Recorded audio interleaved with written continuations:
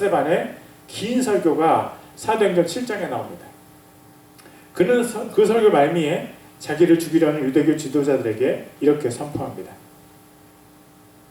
공회에서 자기를 죽이려고 다 이렇게 쳐다보고 있는데 이렇게 선포합니다.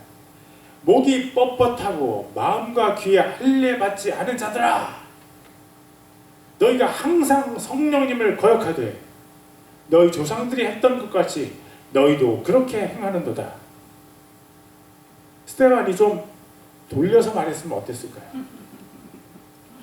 목이 뻣뻣하고 마음과 귀에 할례 받지 않은 자들아, 자기를 죽이려고 앉아서 모여있는 사람들 앞에서 굳이 그렇게까지 말을 해야 했을까요? 그러나 그는 앉아있는 공회원들의 영적인 상태를 하나님께서 보여주시는 그대로 정직하게 말했을 뿐입니다.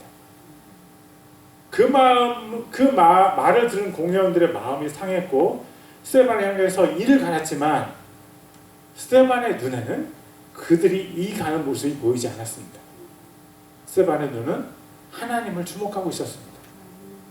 그의 설교, 스데반의 설교가 하나님의 진리를 얼마나 잘 드러내었는지 하나님께서 스데반에게 특별한 축복을 주셨습니다. 하늘들이 열려지는 모습을 보여주셨습니다.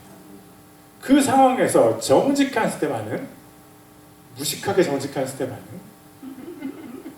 이렇게 말합니다. 스데반이 성령님으로 충만해서 똑바로 하늘을 우러러보면서 하나님의 영광과 예수님께서 하나님의 오른편에 서 계신 것을 보고 이르되, 그 사람들한테 이르는 거예요.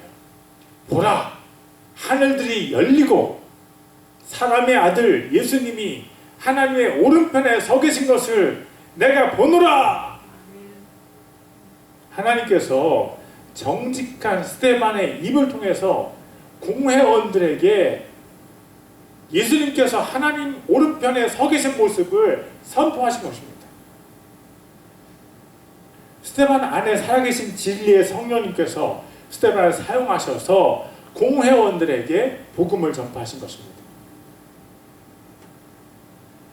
이에 공회원들이 큰 소리를 지르며 자기들의 귀를 막고 일제히 그에게, 스데반에게 달려들어 도시 밖으로 그를 내던지며 돌로 치니라. 하나님을 닮아서 정직한 스데반 집사는 돌에 맞아 죽었지만 그의 증거를 들은 사람 중에 사울이 있었습니다. 성령님께서 스데반을 사용하셔서 인류 역사 중에 가장 위대한 선교사 바울에게 예수님의 복음을 전파하셨습니다. 정직한 스데반의 가장 마지막 사명이 공회원들이었던 불쌍한 영혼들에게 복음을 전하는 것이었습니다. 하나님께서 마음껏 사용하신 스데반의 정직함은 천국에서 영원히 빛날 것입니다. 하나님은 정직한 사람을 사용하십니다. 하나님께서 사용하시는 사람은 첫째, 내려놓는 사람, 둘째, 정직한 사람입니다. 하나님께서 사용하시는 세 번째 사람은요, 하나님의 부르심에 올인하는 사람입니다. 4절을 읽겠습니다.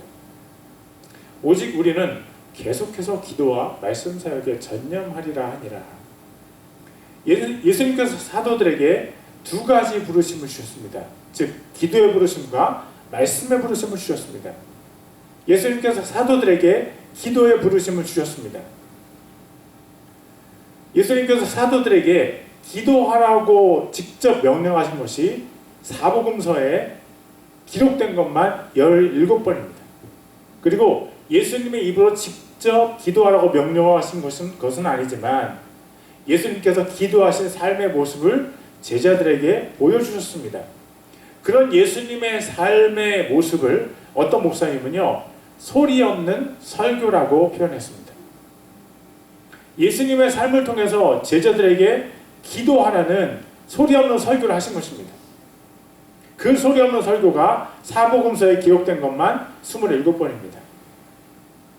직접 명령이 17번, 소리 없는 설교가 27번, 합해서 44번입니다.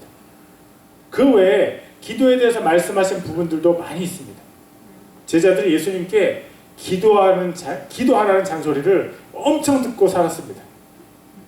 제자들이 그 소리를 들을 때는 잔소리였는데 성령님의 임재를 체험하고 나니까 그 잔소리가 진리로 여겨졌습니다.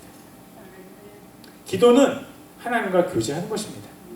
기도가 없는 인생은 사도들에게 가치가 없어졌습니다.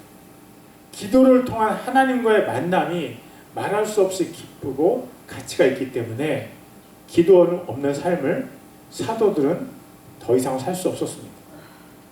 교회의 엄청난 재정을 선하게 사용하는 권력의 즐거움도 하나님과의 만남이 주는 감격에 비하면 아무것도 아니었습니다. 사도들은 기도의 부르심을 선택했습니다. 기도는 사도들에게 주신 하나님의 부르심이었습니다. 하나님께서 사도들에게 주신 또 하나의 부르심은 말씀 사역입니다. 마태가 말씀 사역의 부르심에 대해서 이렇게 적었습니다. 그러므로 너희는 가서 모든 민족을 가르치고 아버지와 아들과 성령의 이름으로 그들에게 침례를 주며 내가 너희에게 명령한 모든 것을 그들에게 가르쳐 지키게 하라. 마태는 말씀 사역을 가르침이라고 적었습니다. 마가는 말씀 사역을 복음 선포라고 적었습니다. 그분께서 그들에게 이르시되 너희는 온 세상에 나와서 모든 창조물에게 복음을 선포하라. 누가는요 말씀 사역을